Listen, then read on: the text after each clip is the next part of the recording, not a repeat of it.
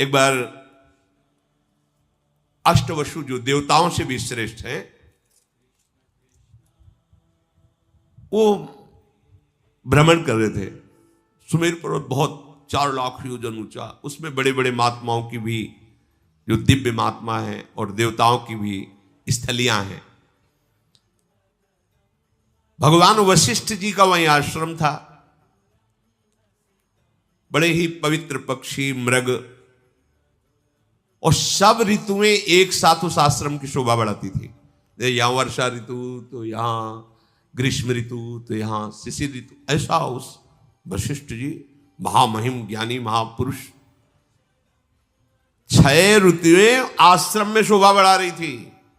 इतना विशालकाय आश्रम के अलग अलग ऋतुओं की शोभा अलग अलग उपवन में थी। किसी बगीचे में वर्षा ऋतु की शोभा हो रही, किसी में बसंत ऋतु की, ऐसे स्वादिष्ट फल मूल जल की पूर्ण सुविधा।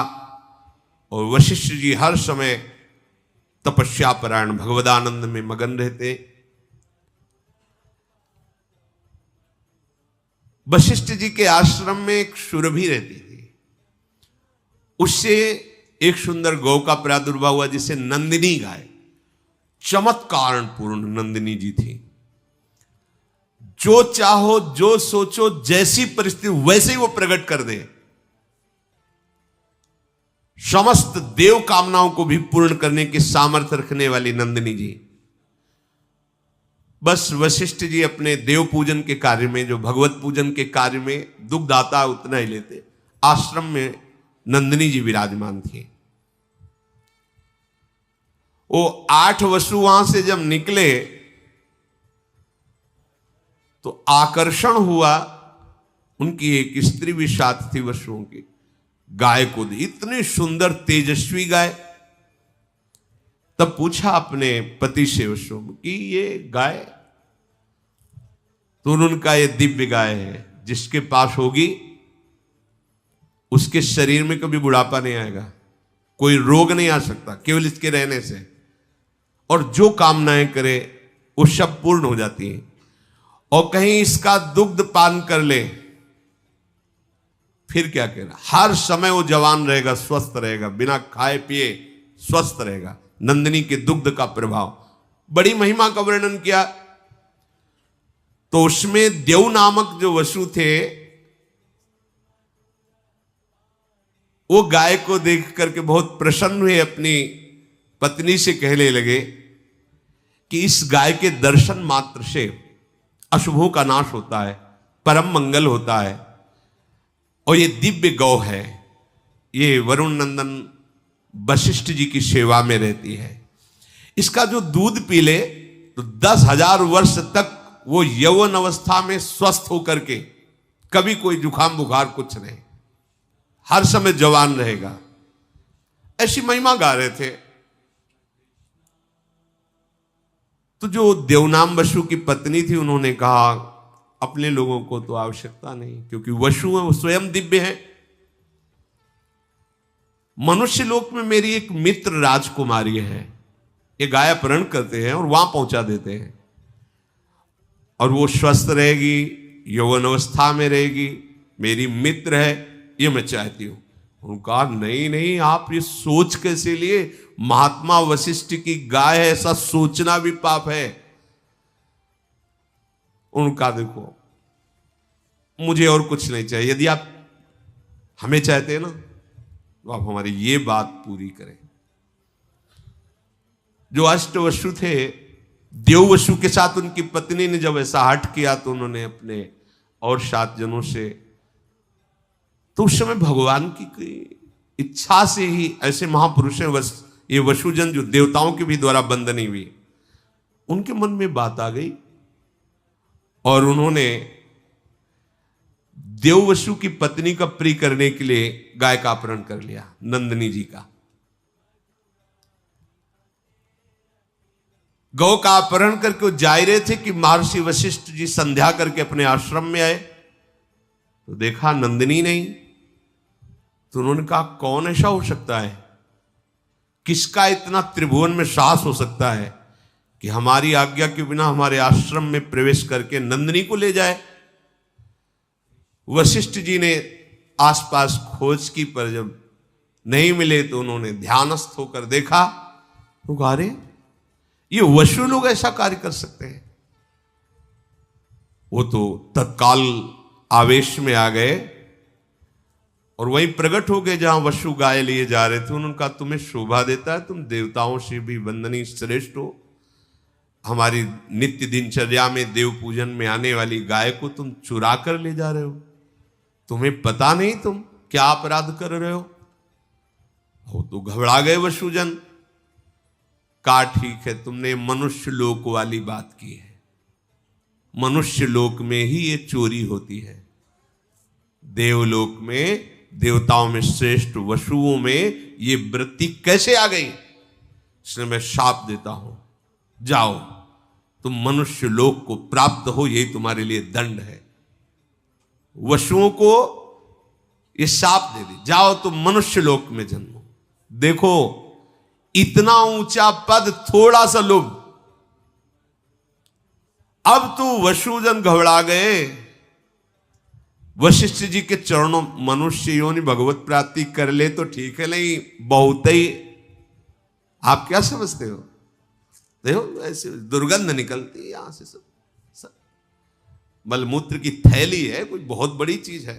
देवताओं के कभी पैर जमीन में नहीं पड़ते, कभी पसीना नहीं निकलता, जहां से निकल जाए वातावरण खुशबू से भर जाएगा। और इसे देव दुर्लभ योनि, केवल भगवत प्राप्ति वो नहीं कर सकते, यहां से हो सकती है, वो नीचे ही गिर सकते, ऊपर नहीं उठ सकते।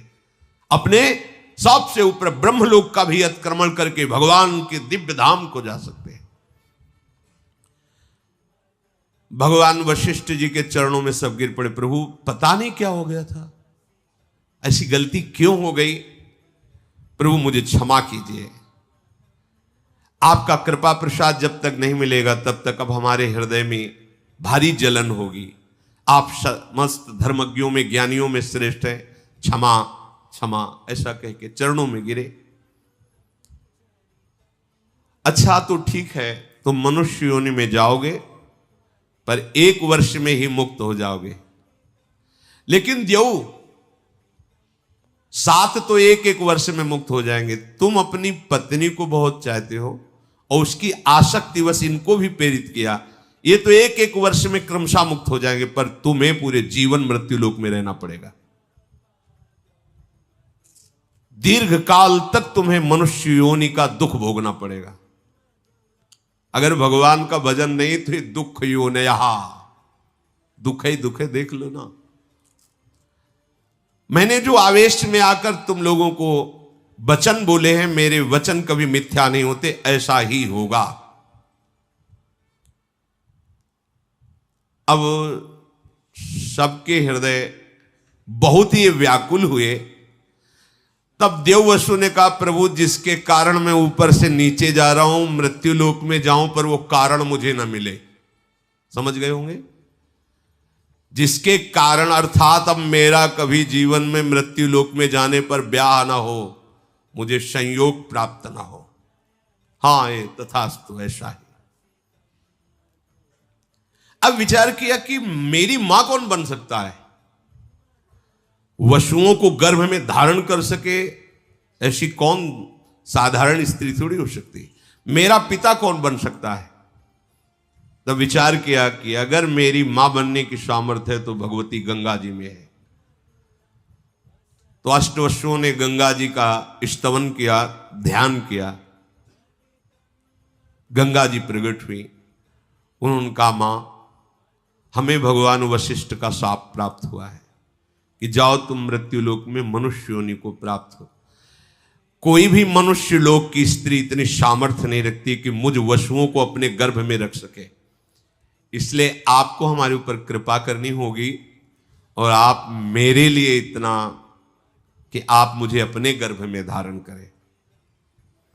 पर मां, मुझे गर्भ में पहुंचाने वाला पिता भी कोई मनुष्य नहीं हो सकता। अब आप चयन करें मेरा पिता कौन होगा। जब गंगा जी से ऐसी प्रार्थना की और गंगा जी ने कहा कि तुम 8 को मैं गर्भ में धारण करूंगी और वशिष्ठ जी की आज्ञा के अनुसार एक को 7 को मुक्त कर दूंगी 1 वर्ष में, पर 1 को रखूंगी। तुम्हारे पिता का चयन मैं करूंगी और तुम्हें संबोधन भी कर दूंगी। गंगा जी मुख्यतया ब्रह्मलोक में ही विराजमान, ब्रह्मा के कमंडल में, जो भगवान वामन का चरणोदक उन्हीं से। एक महाभिष नाम के प्रसिद्ध राजा इक्ष्वाक वंश में हुए थे। उन्होंने 1000 अश्वमेध, 100 अश्वमेध करने वाला यज्ञ, वो इंद्र पद का अधिकारी होता है। 1000 अश्वमेध 100 राजसूय यज्ञ करके महान पुण्यों को प्राप्त किया था। वो ब्रह्मा जी की सभा में बैठे हुए थे, महाभिष नाम के राजा। बड़े बड़े सब ब्रह्म ऋषि वहां विराजमान थे। इसी समय भगवती गंगा जी पधारी उस सभा में, और हृदय में बात थी वसुओं को गर्भ में धारण करने वाले पिता का चयन। वायु भगवान को गंगा जी ने इशारा किया कि हमारी जो आंतरिक चिंतन वृत्ति उसके अनुसार व्यवस्था करो। तो वायुदेव ने गंगा जी का ऊपरी वस्त्र थोड़ा सा हटाया। जो हटाया तो ब्रह्मा जी समेत समस्त ब्रह्म ऋषियों ने सर झुका दिया। लेकिन महाभिष देख ही रहे थे। गंगा जी अपार सौंदर्य, गौरांग वदन। ब्रह्मा जी ने दृष्टि डाली, समस्त देवता ब्रह्म ऋषि सब सर झुकाए हुए हैं, लेकिन महाभिष गंगा जी को देख रहे हैं और गंगा जी महाभिष को देख रहे हैं। भगवान ब्रह्मा ने कहा, तुम दोनों ने ब्रह्मलोक की मर्यादा का तोड़ दिया। ऐसा कैसे हो सकता है कि देवी गंगा पधार रही और तुम सर ऊंचा करके देख रहे हो? जाओ, मृत्यु लोक को प्राप्त हो, तुम यहां रहने के अधिकारी नहीं। और गंगा जी से कहा कि तुम्हारी दृष्टि इन पर क्यों गई, इसलिए तुम भी मृत्यु लोक में जाओ और इनका वरण करो। वो खोज ही रही थी कि इन वसुओं का पिता बनने का कौर। तो ब्रह्मलोक में विराजमान महान तपोनिधि पुण्यात्मा महाभिष। जब ब्रह्मा जी ने गंगा जी को और महाभिष को ऐसे वचन कहे जिनको शास्त्रीय भाषा में शाप कहा जाता है, राजा महाभिष बड़े ही तपस्वी तेजस्वी थे। इनके पिता हुए प्रतीप, और ये पुत्र रूप में उनसे जन्मे जिनका नाम महाराज शांतनु पड़ा। ये बचपन से इतने सिद्ध महापुरुष थे कि जैसे कोई बूढ़ा जा रहा छू ले, वो तत्काल लकड़ी फेंक दिया, जवान हो गया। महान गंगा जी के पति बनेंगे। गंगा जी जिनको भगवान महादेव जी माथे पे धारण किए हुए हैं। महानदी गंगा महाभिषेक को जब देखा ब्रह्मलोक से गिर रहे, तो बीच में रोककर कहा, निराश मत होइए, जहां आप विराजमान थे उससे ऊंचे पहुंचाने का यह विधान बना है। तुम्हें भगवत प्राप्ति होगी। तुम्हारे पुत्र रूप में कोई और नहीं आ रहे, स्वयं वसु आ रहे हैं, अष्ट वसु। भावना से पर तुम मृत्युलोक में जाते ही हमारी ये बात भूल जाओगे। तुम धैर्य पूर्वक जाओ, निराश मत हो। ये जो कुछ हुआ है सब मेरे विधान से हुआ है, क्योंकि अष्ट वसु ने गंगा जी से प्रार्थना की थी।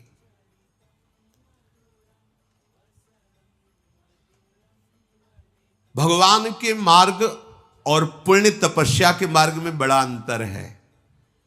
ये जो प्रायः सत्संग में कहते रहते हैं, आ ब्रह्म स्तंभ पर्यंतम सर्वम मायामयम जगत सत्यम सत्यम पुनः सत्यम हरिना। ब्रह्मलोक से आ रहे हैं नीचे, ब्रह्मलोक से नीचे आ रहे हैं। अर्थात विश्राम भूमि ब्रह्मलोक भी नहीं है। विश्राम भूमि श्री प्रिया प्रीतम के चरणारविंद है। वृंदावन विश्राम, यहां से कभी पतन नहीं होता। कैसी भी गलती हो जाए, हमारी लाडली जो सरकार को कभी गुस्सा नहीं आता। जैसे ब्रह्मा जी को आ गया ना, चलो जाओ हटो ब्रह्मलोक से। ने कहूं न रिश कहूं, भूली हूं न होत सकी, रहत प्रसन्न सदा। और ब्रह्मा जी भी जिनकी आराधना करते हैं, वो प्रभु श्री कृष्णचंद्र जी प्यारी जी की आराधना में रहते, इसलिए हम बाजी जीत गए, बाजी जीत गए। अगर श्री जी के चरणों का शरणागत होकर के भी अब की काम नहीं बना तो मुझे लगता है कि फिर बनना ही बड़ा मुश्किल है, बनना बड़ा मुश्किल है। ऐसे तपस्वी महापुरुष महाराज प्रतीप हरिद्वार में गंगोत्री में बैठ करके हजारों वर्ष तपस्या की। गंगा जी प्रसन्न हुई और उनकी गोद में आकर बैठ गए दाहिनी तरफ और कहा, मैं तुम्हारी तपस्या से बहुत प्रसन्न हूं, तुम जो चाहो प्राप्त कर सकते हो, मुझे स्वीकार कर सकते हो। उनका हां, हमारा अहो भाग्य, पर आप जहां बैठी हैं वो स्थल पुत्री या पुत्र वधू का होता है, स्वीकृत है, आप हमारी पुत्र वधू बनो। इन्हीं प्रतीप से महाराज शांतनु का प्रादुर्भाव हुआ।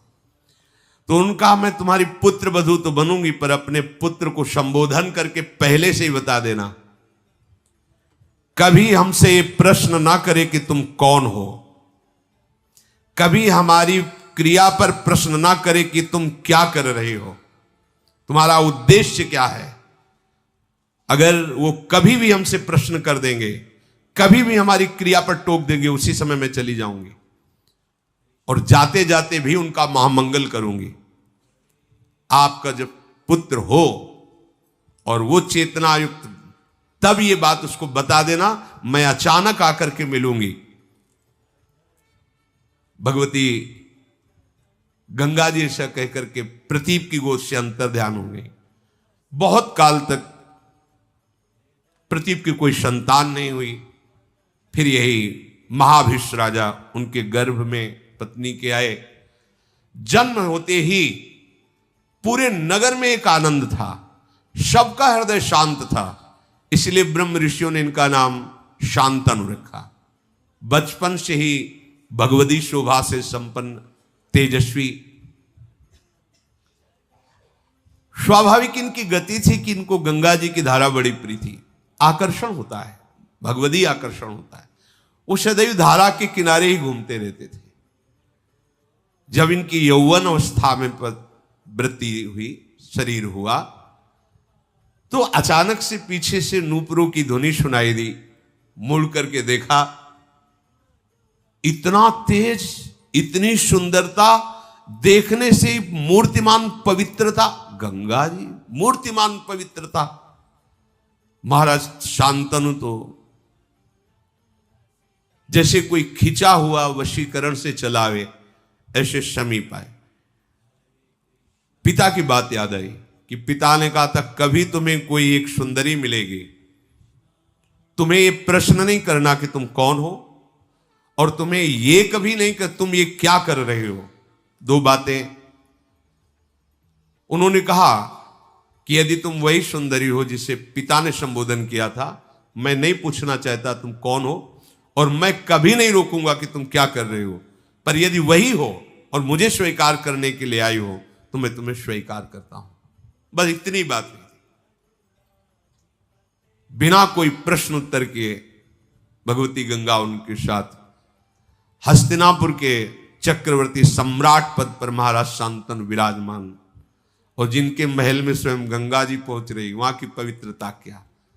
यह हम चरित्र इसलिए प्रारंभ कर रहे कि भगवान कह रहे, मैं सब में समरूप से विराजमान हूं, ना मेरा कोई द्वेष का पात्र, ना मेरा कोई प्रिय है, पर जो मुझे बचता है मैं उनका पक्षपात लेता हूं। तो भक्तों का पक्षपाती भगवान का जो स्वरूप है, इन महापुरुषों के चरित्र से सुनने को मिलेगा। भागवतों के चरित्र सुनने से हमारे हृदय में विशाल भक्ति का प्रादुर्भाव होता है। द्वादश महाभागवतों में भीष्म जी महाराज बड़े ही महामहिम प्रभु श्री कृष्णचंद्र के अनन्य भक्त है, और ऐसी सत्य निष्ठा किसी भगवत स्वरूप महात्मा में ही पाई जाती, अन्यथा नहीं। अमोघ वचन, जो निश्चय कर लिया वो प्राणपण से निर्वाह किया, जिनके जीवन में सत्य ही सत्य है। कल आप प्रसंग सुन रहे थे, शास्त्रों अश्वमेध यज्ञ, राजसूय यज्ञ आदि करके तपोधन महाभिष नाम के राजा ब्रह्मलोक को प्राप्त हुए। ब्रह्मलोक सभा में वो विराजमान थे। भगवती गंगा जी पधारी तो वायु देवता ने उनके अंचल को खिसकाया, जिससे समस्त वहां विराजमान ब्रह्म सभा में अपनी ग्रीवा झुका ली। पर महाविष गंगा जी को देखते रहे और गंगा जी महाविष को। इसलिए ब्रह्मा जी ने उन दोनों से कहा कि तुमने ये मानुषिक वृत्ति धारण की, ये ब्रह्मलोक सभा में विराजमान के अंदर ऐसी वृत्ति नहीं होती, इसलिए तुम मनुष्य लोक में जाओ, मनुष्य बनो जाकर। पीछे वर्णन किया था कि ये सब गंगा जी का ही रचा हुआ विधान था, क्योंकि अष्टवसुओं ने वशिष्ठ जी के शाप से मनुष्य लोक में जन्मने की बात गंगा जी से प्रार्थना की थी कि मुझे और कोई साधारण स्त्री अपने गर्भ में धारण नहीं कर सकती, हे माँ आप कृपा करो और मुझे अपने गर्भ में धारण करो। तो गर्भ में धारण करने वाले पिता का चयन ब्रह्मलोक में विराजमान महाभिष के रूप में श्री गंगा जी ने किया। वही भूतल पर प्रतीप राजा के पुत्र महाराज शांतनु के रूप में प्रकट हुए ब्रह्मलोकवासी महाभिष राजा। यम यम कराभ्याम स्पृशति जीर्णम सा सुखमश्नुते पुनर्युवा च भवति तस्मात् तम शांतनुम विदु इति तदस्य शांतनुत्वम। बड़े बड़े ब्रह्म ऋषियों ने इनके प्रभाव को ज्योतिष के द्वारा देखा। यम यम कराभ्याम स्पृशति, जिसको ये छू लेंगे हाथ से तो जीर्णम सा सुखमश्नुते, भले उसकी जीर्ण अवस्था हो वो तुरंत जवान हो जाएगा और सुखपूर्वक पूरा जीवन रहेगा, उसे कभी अशांति छू नहीं सकती, परम शांति बनी रहेगी। इसीलिए इति तदस्य शांतनुत्वम, इनका नाम शांतनु रखा गया। बड़े ही प्रभावशाली बाल्यावस्था से ही थे। जब इनकी नौ किशोर अवस्था थी तो महाराज प्रतीप ने अपने पास बैठाल करके कहा कि मुझे जब मैं तपस्या कर रहा था हरिद्वार में तो एक देवी प्रकट होकर मेरे से बात कही थी कि जब तुम्हारा पुत्र यौवन अवस्था को होगा तो मैं समीप जाऊंगी, पर वो हमसे कभी कोई प्रश्न ना करे, वो तुम्हारे कल्याण के लिए है। ध्यान रखना, तुम्हें यदि कभी दिव्य सुंदरी नवयुवती मिले और तुम उसके रूप से प्रभावित हो जाना तो जान लेना ये वही सुंदरी है। पर यच्च कुर्यान्न तत्कर्म सा पृष्ठव्या त्वया नघ मन योगात भजंतीम ताम भजेथा इत्युवाचतम। वो जो कार्य करे कभी प्रश्न मत कर देना, कभी पूछ मत लेना कि तुमने ऐसा क्यों किया। यदि तुम पूछ लोगे तो उसी समय वो तुम्हारे पास से चली जाएगी। मेरी आज्ञा है, वो कौन है, क्या कर रही है, कहां से आई है, कहां को जाएगी, ये कोई प्रश्न तुम्हारे नहीं होने चाहिए, ये मेरी आज्ञा है। ऐसा शांतनु जी को प्रतीप उनके जो पिता थे उन्होंने समझाया और उसी समय उनको राज्याभिषेक करके एकांत जंगल में निरंतर भजन करते हुए भगवान को प्राप्त हुए। बुद्धिमान परम प्रतापी परम तपस्वी राजा शांतनु देवराज इंद्र के समान तेजस्वी थे। एक दिन प्रजा रक्षा के लिए रुग्ण और हिंसक, जिनके जीवित रहने पर प्रजा में संक्रामक रोग फैल सकता है, ऐसे पशु और जो घोर हिंसा स्वभाव वाले हैं, ऐसे पशुओं को प्रजा रक्षा के लिए मारने के लिए वो वन में जाया करते थे। एक दिन उन्होंने गंगा के किनारे ही भ्रमण कर रहे थे, देखा अपने तेज कांति से मानो कई सूर्य एक साथ उदय हो गए हों। ऐसी तेजस्विनी नवयुवती सुंदरी लक्ष्मी जी के समान ऐश्वर्य और सुंदरता से युक्त धीरे धीरे महाराज शांतनु के समीप आ रहे हैं। उनके सारे अंग निर्दोष गौर वर्ण, ऐसा मोहिनी सुंदर रूप, उस पर बड़ी ही दिव्य साड़ी धारण किए हुए, देखते ही राजा शांतनु का शरीर स्तब्ध हो गया। ऐसा रूप तो कहीं सुना भी नहीं था जैसा रूप देखा। आश्चर्यचकित हो गए। थोड़ी देर के लिए दोनों नेत्र अपलक हो गए, पलक झपना बंद हो गई, मानो मूर्ति खड़े हो। ऐसी दिव्य कांति, ऐसी दिव्य सौंदर्य सुधा समीप आकर के महाराज शांतनु की तरफ सांत्वना देते हुए बोले, आप धैर्य धारण कीजिए, मैं आपकी ही सेवा के लिए आया हूं। तब इनमें साहस हुआ बात करने का। शांतनु जी ने कहा, मैं देख करके ही बता रहा हूं कि तुम कोई दानवी, गंधर्वी, अप्सरा, यक्षी, नाग कन्या या मानवी हो ही नहीं सकती। त्रिभुवन में ऐसी कोई सुंदरी नहीं है। मुझे पता है, क्योंकि ब्रह्मलोक से सीधे आए हैं तो सब कुछ पता है। इनकी स्मृति, इनका ध्यान, इनकी तपस्या इतनी जोर की है कि ऐसी सुंदरी तो हमने देखी ही नहीं। पर मैं तुमसे प्रश्न नहीं करूंगा कि तुम हो कौन।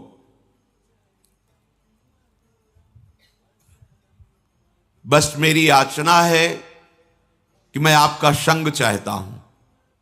जब शांतनु जी ने ऐसी प्रार्थना की तो मधुर मुस्कान युक्त महायशस्विनी त्रिपथगामिनी भगवती गंगा जी उनके ईश्वर की वृद्धि के लिए उनसे कहा, यत्तु कुर्यामहं राजन शुभम वा यदि वा शुभम ना तद वारयितस्यामि न वक्तव्या तथा प्रियम। मैं आपका संग स्वीकार करती हूं, आप इस योग्य हैं, पर मैं कभी बुरा से बुरा करूं या भला से भला करूं, आप कभी प्रश्न नहीं करेंगे। कार्य में आप रोकेंगे नहीं, किसी कार्य में मुझे कभी अप्रिय वचन नहीं बोलेंगे। जिस समय अप्रिय वचन या कोई प्रश्न, उसी समय मैं आपसे विलग हो जाऊंगी। निश्चय मेरी ये शर्त है, यदि आप स्वीकार करें तो फिर मैं आपका संग स्वीकार करती हूं। तथेति सा सदा तूक्ता तदा भरत सत्तमो प्रहर्ष मतुलम लेभे प्राप्यतम पार्थिवोत्तमम। शांतनु जी ने कहा, तथास्तु, जैसा तुम चाह रहे हो वैसे ही हमारे आचरण होंगे। हम तुम्हारी शर्त स्वीकार करते हैं। महाराज शांतनु भगवती गंगा जी को रथ पे विराजमान करके उनकी राजधानी हस्तिनापुर में उस महल में जैसे देवराज इंद्र का महल, ऐसे महल, उसमें देवी गंगा जी को विराजमान किया। जितेंद्रिय महाराज शांतनु ब्राह्मणों को बुलाकर स्वस्ति वाचन कराया। जो पिता का आदेश जैसा था कि कुछ पूछना नहीं, कुछ नहीं पूछा, आदेश कर दिया। शास्त्रीय विधान के अनुसार इस देवी से पाणी ग्रहण संस्कार में करूंगा। जो देवराज इंद्र के समान प्रभावशाली और महाभाग्यशाली, ऐसा कौन भाग्यशाली होगा जिन गंगा जी को भगवान शंकर मस्तक पर धारण करते हैं।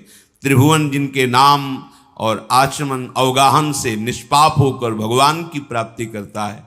जो मूर्तिमान ज्ञान, वैराग्य और भक्ति का स्वरूप है गंगा जी, क्योंकि भगवान के श्री चरणों से इनका प्रादुर्भाव हुआ है।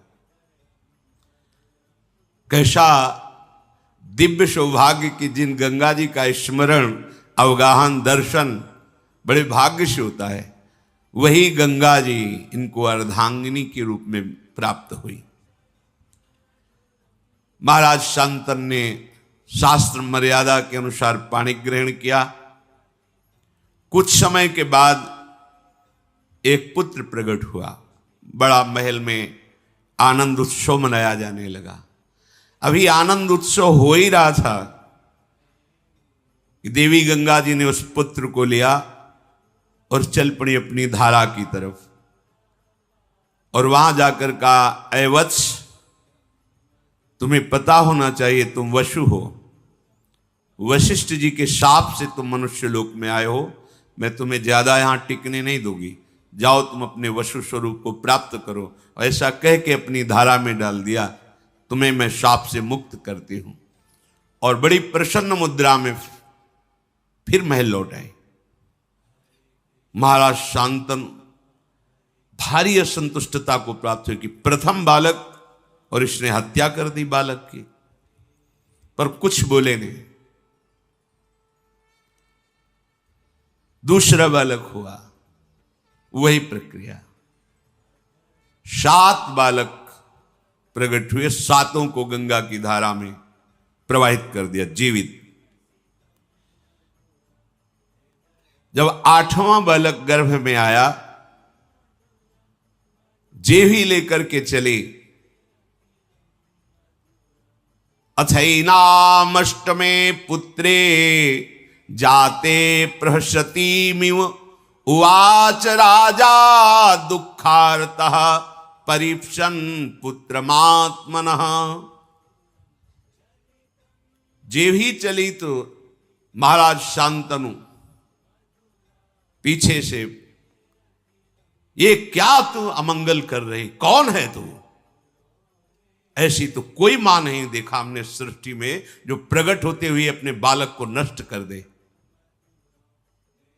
मावधि कश्य काशीत किम हिनत्सि सुतानिति पुत्रग्नि सुमहत पापम संप्राप्तम ते सुगर्हितम। अय बालकों का वध करने वाली सुंदरी, तू कौन है? किसकी कन्या है? कितनी निर्दयी हृदय की है कि प्रकट होते ही बालक को मार देती है। अय पुत्र घातिनी, अब तुझे अपना परिचय देना होगा। बड़े क्रोध से युक्त होकर मार्ग रोक लिया। कौन है तू? बड़े शांत भाव से, पुत्र काम न तेहन्मी पुत्रम पुत्रवतांबर जीर्णस्तु मम वासोयम यथा स समय कृतः। अय पुत्र की इच्छा रखने वाले नरेश, तुम मेरा परिचय नहीं जानते, इसीलिए कटु वचन बोल गए। पुत्रवानों में तुम महाभाग्यशाली पुत्रवान हो गए। नहीं मारूंगी इस पुत्र को, क्योंकि तुमने टोक दिया, रोक दिया, और मेरी शर्त भूल गए। मेरा समय समाप्त हुआ। जानते हो मुझे, मैं कौन हूं? मैं त्रिपथ गामिनी भगवती गंगा हूं। कोई पुत्र घातनी या कोई पापिनी नहीं हूं। हाथ जुड़ गए शांतनु के। गंगा जी, बड़े बड़े महर्षियों के द्वारा सेवित मैं हूं। केवल वसुओं का कार्य पूर्ण करने के लिए, उनको गर्भ में धारण करने के लिए, उनकी प्रार्थना से मैं आई हूं। ठीक है, तुमने टोक दिया। ये 8वां पुत्र महातेजस्वी महाभाग देववसु है। वशिष्ठ जी के शाप से 7 तो मुक्त कर दिए, 8वें को तुमने रोक दिया। अब ये यही रहेगा, आजीवन मृत्युलोक में रहेगा। तुम्हारे सिवाय ऐसा त्रिभुवन में कोई राजा नहीं जो मेरा संग कर सके। तुम वसुओं के पिता हो। मानवीय सृष्टि में ऐसा कोई है नहीं कि इन वसुओं को गर्भ में धारण कर सके। अतः इन वसुओं की प्रार्थना से इनकी मां बनने के लिए मैंने मानव शरीर धारण करके तुम्हारा संग किया।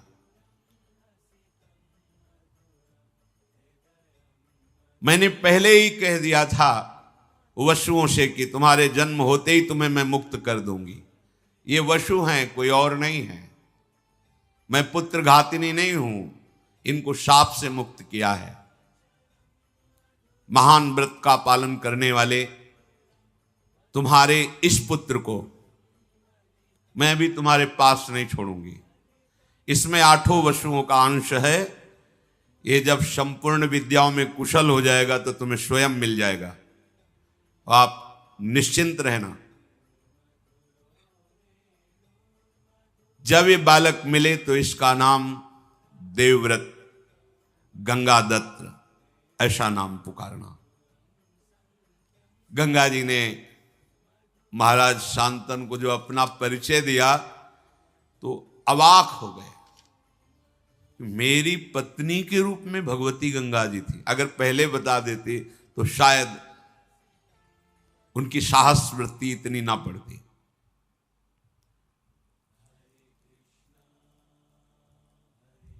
महाराज बहुत उदास हो गए।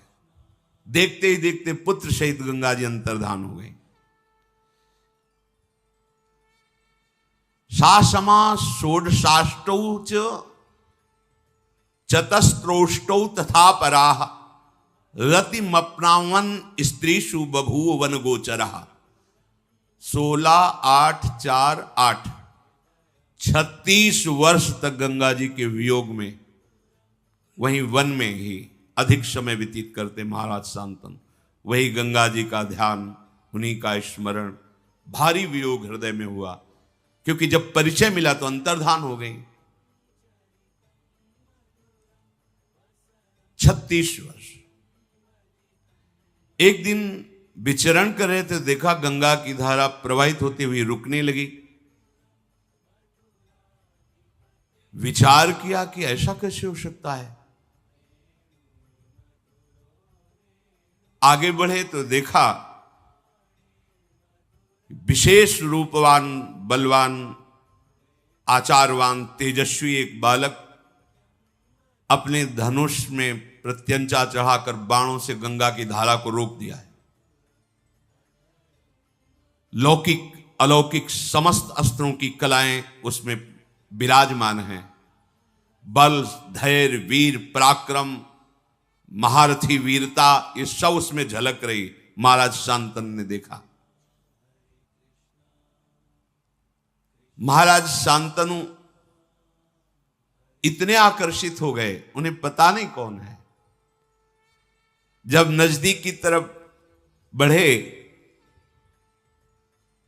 तो बालक देख के ही अंतर्धान हो गया। बड़े विस्मय में पड़ गए कि ऐसा तेजस्वी बालक अभी तक हमने नहीं देखा जो बाणों से गंगा की धारा को रोक दे।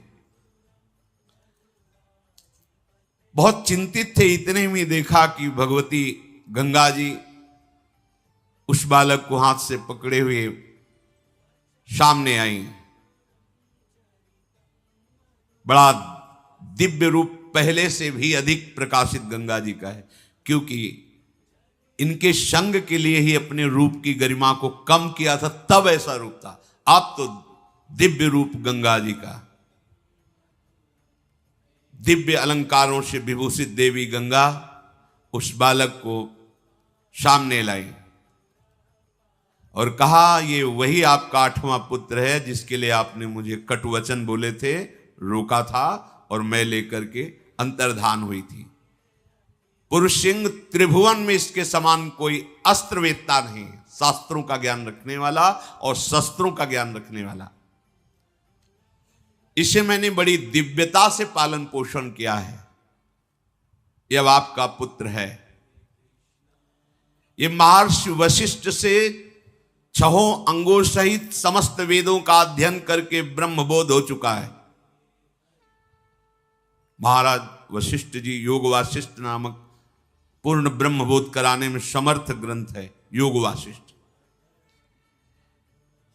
ये अस्त्र विद्या का महान पंडित, महान धनुर्धर और युद्ध में देवराज इंद्र को भी परास्त करने की सामर्थ्य रखने वाला बालक है। देवता असुर कोई भी त्रिभुवन में ऐसा नहीं जो इसके सामने टिक सके। नीति को भगवान शुक्राचार्य जी से हमने शिक्षा दिलाई है और देव दानव वंदित भगवान बृहस्पति जी से इसने शास्त्र ज्ञान प्राप्त किया है, ब्रह्म ज्ञान वशिष्ठ जी से प्राप्त किया है। महाबाहु महात्मा ये पुत्र अंग और उपांगों सहित पूर्ण रूप से प्रतिष्ठित है। जमदग्नि नंदन महर्षि भगवान परशुराम जी का ये शिष्य है, अस्त्र विद्या में उनके समान ही है। मैंने पूर्ण करके इस पुत्र को तुम्हें दिया है। राजधर्म, अर्थशास्त्र, मोक्ष धर्म, समस्त धर्मों का ये महान पंडित है, ज्ञानी है। जाओ, ये तुम्हारे कुल की कीर्ति का वर्धन करने वाला होगा। अभी कुछ बोल ही नहीं पाए थे महाराज शांतनु की देवी गंगा अंतर्धान हो गई।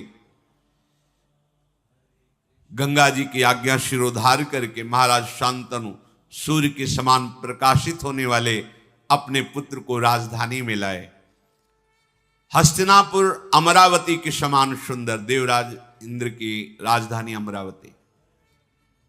जे ही संपूर्ण प्रजा को पता चला कि शांतनु का अष्टम पुत्र जो गंगा जी ले गई थी वापस आया है, संपूर्ण प्रजा में आनंद की लहर दौड़ गई। बड़े ही सौम्य स्वभाव महात्मा, गुणवान, ज्ञानी, नीतिज्ञ, शास्त्रज्ञ, शस्त्रज्ञ, ऐसे युवराज को प्राप्त करके शांतनु जी को बहुत सुख हुआ और विद्वान ब्राह्मणों को बुलाकर युवराज पद पर अभिषिक्त कर दिया।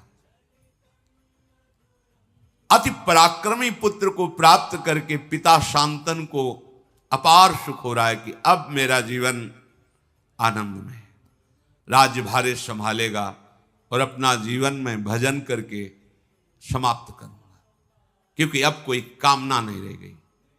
पर सावधान रहना चाहिए, साधक को सावधान रहना चाहिए। हृदय की स्थिति ऐसी होने पर भी कि मेरे पर कोई कामना का प्रभाव नहीं पड़ेगा, ऐसा कभी नहीं सोचना चाहिए। जब तक शरीर में श्वास है तब तक साधक को कभी अपने को सिद्ध समझकर मनमानी बर्ताव नहीं करना चाहिए, क्योंकि जिनके चरणों का आश्रय लेकर तुम चल रहे हो ये उनका प्रताप है। अगर अहम आ गया तो उन्हीं के चरणों की शक्ति से बलवान माया है। माया शक्ति भगवान की है, किसी और की नहीं है। तो परास्त होने में देर नहीं लगेगी। किसी और की होती तो परास्त न कर पाती, पर जैसे मम माया तैसे ममैवांशो, बराबर का खेल है। अगर अहंकार कर लिए तो गिर जाना पड़ेगा, या इतना विश्वास कर लिए कि अब मुझे कोई परास्त नहीं कर सकता। नहीं, यही डर ही डर हरिवंश हित, जिनो भ्रमय गुण सलिल पर, जिह नामन मंगल लोक त्यों, सुहरिपद भजु न विलंब करे। डरते रहो, कभी कोई हमारी वृत्ति को चुरा न ले। जो एक एक वृत्ति हम अपने आराध्य देव श्यामा श्याम के चरणों में समर्पित करते हैं, उसे कोई चुरा न ले। महाराज शांतनु पूर्ण काम होकर युवराज पद पर वो विराजमान, और सब शास्त्रों का, शस्त्रों का ज्ञान, बड़ी प्रसन्नता है। आगे चलकर ये सम्राट पद पर बैठे और अब वो एकांत सेवन करने लगे। एक दिन उनको ऐसी सुगंध आई कि खींचे चले गए उस सुगंध में, घ्राणेन्द्र में 4 योजन तक सुगंध जाती थी, योजनगंधा। खिंचते हुए सुगंध को लक्ष्य करके जब पहुंचे तो वहां देखा एक नौका में मूर्तिमान मानो सुंदरता विराजमान हो, ऐसे एक देवी विराजमान है। श्याम नेत्र हैं, किशोर अवस्था है। देखते ही महाराज का चित्त जो कह रहा था कि अब तो पूर्णता है, अब कुछ नहीं चाहिए, बदल गया। कश्य तुमश काचासी किंचा भीरु चिकीर्षसी, तुम कौन हो, किसकी पुत्री हो और यहां नाव में कैसे बैठी हो? चक्रवर्ती सम्राट है। खड़ी हो गई आसन से, नाव से प्रणाम किया और कहा, राजन आपका सदैव मंगल और कल्याण हो। मैं निषाद की कन्या हूं और मेरे महामनस्वी निषाद जो पिता हैं वो बिना शुल्क लिए यहां से आने जाने वाले ऋषियों की या जो भी आए जाए निशुल्क हम नौका की सेवा करती हैं। जैसे ये बोला महाराज शांतनु तो बिक गए, शब्द सुनकर, रूप देख करके, क्योंकि यही भगवान श्री कृष्ण द्वैपायन व्यास देव जी की माता हैं। भगवान का अवतार हो चुका है उनके गर्भ से। आगे स्वयं वर्णन करेंगे। अभी यौवन अवस्था में प्रवेश हुआ था कि भगवान पाराशर जी नदी से पार जाने के लिए नाव में बैठे, तो मस्तक पर देखा कि इसका तो संयोग है और इसके गर्भ से मेरे अंश से भगवान का प्रादुर्भाव होने वाला है। भगवान व्यास देव जी भगवान श्री हरि के अवतार हैं। उनका देवी मैं दिव्य दृष्टि से देख रहा हूं कि इसी समय तुम्हारे गर्भ से भगवान का अवतार होगा। उनका भगवान अभी तो मैं यौवन अवस्था को भी प्राप्त नहीं हुई हूं। तत्काल उनके अंदर यौवन अवस्था का आविर्भाव हो गया। भगवान मेरे शरीर से मछली की सी दुर्गंध आती है। तत्काल योजनों सुगंध से आकृष्ट अभी आए ना महाराज शांतनु, सुगंध ही सुगंध।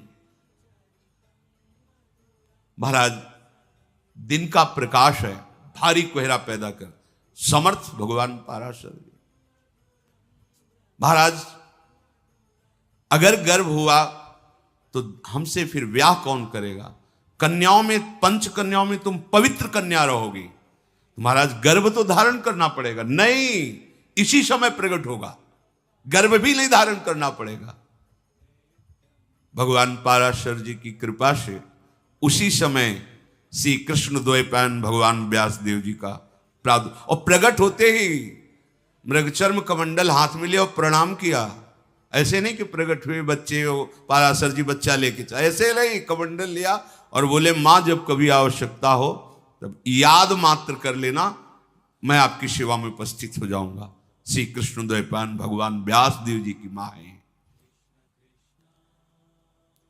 राजा शांतनु को ऐसा पूर्व का कुछ पता नहीं, और पाराशर जी ने तत्काल जो कन्या स्वरूप वही प्रकट कर दिया था। शांतनु उनके रूप, माधुर्य, सुगंध और वाणी भगवान व्यासदेव की मां है। सुनते ही मुग्ध हो गए, जैसे गंगा जी पर। तो गंगा जी के वियोग से जो हृदय की दशा हुई थी, वो देवव्रत गंगा दत्त से मिलने पर पुत्र के थोड़ी शांत हो गई थी। फिर वही नवीन, बहुत सावधानी की जरूरत होती है। उपासक कभी ऐसा न समझ ले कि अब हमारा कोई नहीं बिगाड़ सकता। हां, प्रभु की कृपा से मन प्रभु में लग गया, कुछ अच्छा नहीं लगता है, पर सावधान, कभी भी कोई वृत्ति, वही दशा आ गई जो गंगा जी के वियोग में थी। सीधे उतरे नाव से, तुम्हारा घर कहां है? बताया, वहां गए, चक्रवर्ती सम्राट है। जे ही देखा निषाद ने कि महाराज पधारे, प्रणाम किया, अर्घ दिया, पूजन किया। महाराज मेरे तो भाग्य खुल गए, आप जैसे प्रतापी राजा यहां पधारे हैं। क्या आज्ञा है, क्या सेवा करूं? वो जो नौका में विराजमान युवती हो, तुम्हारी पुत्री है? हाँ महाराज, मैं तुम्हारी पुत्री का वरण करता हूं और उसको मांगने आया हूं तुमसे। महाराज, ओहो, मुझे चिंता थी कि इतनी सुंदर पुत्री का वरण कौन, किसके साथ करूंगा? मेरे पास तो धन नहीं, संपत्ति नहीं। भगवान ने मेरी बात सुन ली। आप जैसा तेजस्वी, आप जैसा महान सम्राट स्वयं मांगने आया, ये तो मेरी पुत्री का भाग्य और मेरा भी भाग्य है। परंतु आप राज्य के अधिकारी, मेरी पुत्री के नहीं। पुत्री का अधिकार मेरे हाथ पर है, तो अब मैं जैसा कहूंगा वैसा आपको करना होगा, तब आपको पुत्री मिलेगी। राजा के रूप में आपका स्वागत कर लिया, पर पुत्री मांग रहे हो तो उसके लिए मेरे पास शर्त है, उस शर्त को पूरी करो और पुत्री को ले जाओ। यदि आप मेरी पुत्री को अर्धांग में विराजमान करना चाहते हो तो सत्य को सामने रखकर मेरे सामने प्रतिज्ञा करो कि इससे जो संतान होगी वही हस्तिनापुर के सिंहासन पर विराजमान होगी। शांतनु ने कहा, ऐसा कभी नहीं हो सकता। मैं गंगा पुत्र देवव्रत के स्थान को किसी को नहीं दे सकता। तुरंत वहां से चल दिए। अब हृदय में वही विरहाग्नि जो गंगा जी के अंतर्धान होने पर हुई थी। अब बोल सकते नहीं किसी से, हृदय जल रहा है एकांत में, बस कि अब क्या करें, कोई उपाय नहीं। देवव्रत युवराज पद पर है और पूर्ण समर्थ है। मैं उनके भाग्य पर ऐसा नहीं कर सकता कि वो राजा ना बने और इसका पुत्र राजा बने, कभी नहीं कर सकता। अपने सुख के लिए ऐसा कभी नहीं कर। दुचित हो गए, इधर ये भाव और उधर उस रूप और वाणी को सुनने के बाद बिक गए महाराज शांतनु। रोज का रोज शरीर बीमार होने लगा, अस्वस्थ होने लगे महाराज शांतनु। देवव्रत ने एक ही दृष्टि में देखकर पहचान लिया कि कोई आंतरिक विषय है जिस पर महाराज अस्वस्थ हो रहे हैं। जाकर के प्रणाम किया और कहा, पिताश्री आपका कुशल मंगल। भूमंडल का क्या कोई ऐसा भी नरेश है जो आपकी आज्ञा का पालन नहीं कर रहा? आप आदेश कीजिए, अभी मैं उसको परास्त करके आपके चरणों में। या कोई आपकी ऐसी आंतरिक दुख वृत्ति है जो आप किसी को बता नहीं सकते? अब आपका मौन रहना ठीक नहीं। आपके स्वास्थ्य के लिए आप चक्रवर्ती सम्राट पद पर हैं, आपको बोलना ही होगा, आपको हमसे बात करनी होगी। आपकी कांति मलिन हो रही है, आपका शरीर पीला हो रहा है, आप खिन्न हैं, साधारण बात तो है नहीं। ये कोई रोग नहीं है। मैं जानता हूं कि मैं प्रतिकार कर सकता हूं आपके इस चिंतन का, पर आपको उत्तर देना होगा। शांतनु ने कहा, बेटा इसमें संदेह नहीं कि मुझे कोई रोग नहीं है, मैं भारी चिंता में डूब गया हूं। कैसे तुम्हें बताऊं, तुम पुत्र हो, कैसे तुम्हें अपनी चिंता की बात बताऊं? पर जब तुम पूछ रहे हो तो तुम इस विशाल वंश के मेरे एक ही पुत्र हो। मुझे पूर्ण पता है कि तुम पुरुषार्थ में समर्थ हो। मुझे पूर्ण विश्वास है हस्तिनापुर के सिंहासन की योग्य भी तुम ही हो। पर मैंने एक नवयुवती देखी तो मैंने विचार भी किया कि अगर एक पुत्र पे कोई संकट आ जाए तो पूरा का पूरा सिंहासन खाली। इस भाव की पूर्ति के लिए भी, और मेरा मन भी आसक्त हो गया है, इसके लिए मैं द्वितीय विवाह करना चाहता था, पर ऐसी शर्त रख दी कि मैं उसे निर्वाह नहीं कर सकता। तुम्हारा कल्याण हो, तुम आनंदित रहो, तुम शूरवीर हो, कभी किसी बात को सहन ना कर सको ऐसा नहीं। धैर्यवान हो, मेरी बात को छुपाओ और तुम राज्य सेवा में लगो। मैं संदेह में पड़ गया हूं, जब तक ये संदेह निवृत्त नहीं होगा तब तक मुझे शांति नहीं मिलेगी। अपने पिता के हितैषी बूढ़े मंत्रियों को बुलाया और कहा, साफ साफ बताओ। पिता ने बताया नहीं। किससे आसक्त हैं पिताजी, क्या शर्त है? तो उनका, मैं इतना जानता हूं कि कोई निषाद राज की कन्या है, पर शर्त क्या है मुझे पता नहीं, ये तो सारथी ही बता सकता है, क्योंकि महाराज का सारथी महाराज के साथ वहां तक गया था, हम सब पीछे ही थे।